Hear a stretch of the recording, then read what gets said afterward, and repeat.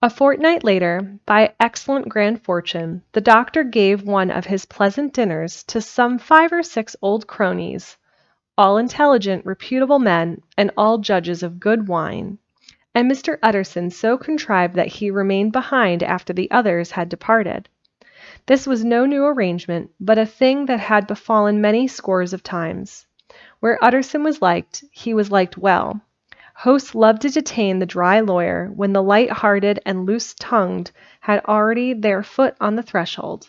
They liked to sit a while in his unobtrusive company, practicing for solitude, sobering their minds in the man's rich silence after the expense and strain of gaiety.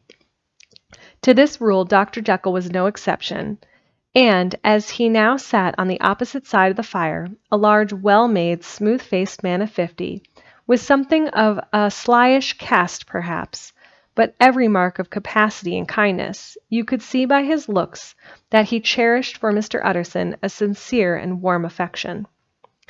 "I have been wanting to speak to you, Jekyll," began the latter. "You know that will of yours." A close observer might have gathered that the topic was distasteful, but the doctor carried it off gaily.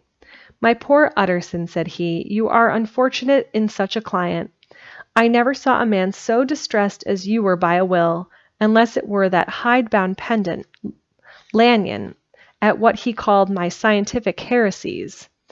Oh, I know, he's a good fellow, you needn't frown, an excellent fellow, and I always mean to see more of him.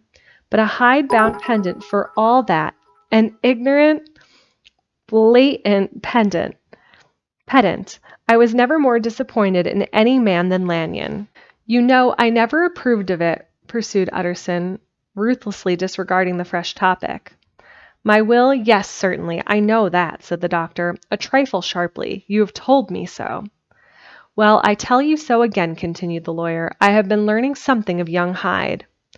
The large, handsome face of Dr. Jekyll grew pale to the very lips, and there came a blackness about his. "I do not care to hear more," said he. "This is a matter I thought we had agreed to drop." What I heard was abominable," said Utterson.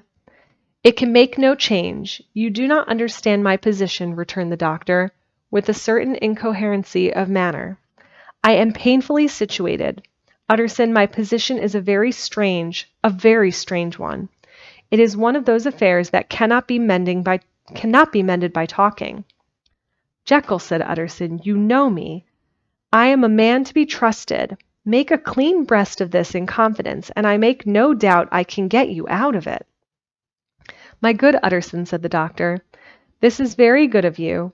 This is downright good of you, and I cannot find words to thank you in. I believe you fully. I would trust you before any man alive, aye, before myself if I could make the choice. But indeed, it isn't what you fancy. It is not as bad as that. And, just to put your good heart at rest, I will tell you one thing. The moment I choose, I can be rid of Mr. Hyde. I give you my hand upon that, and I thank you again and again. And I will just add one little word. Utterson, that I am sure you'll take in good part. This is a private matter, and I beg of you to let it sleep."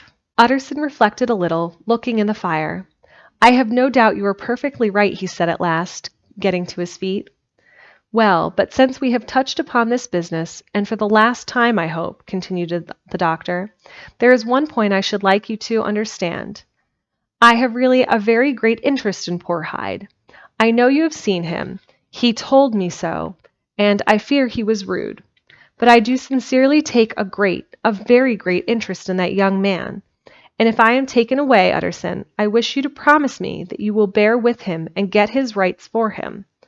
I think you would if you knew all, and it would be a weight off my mind if you would promise."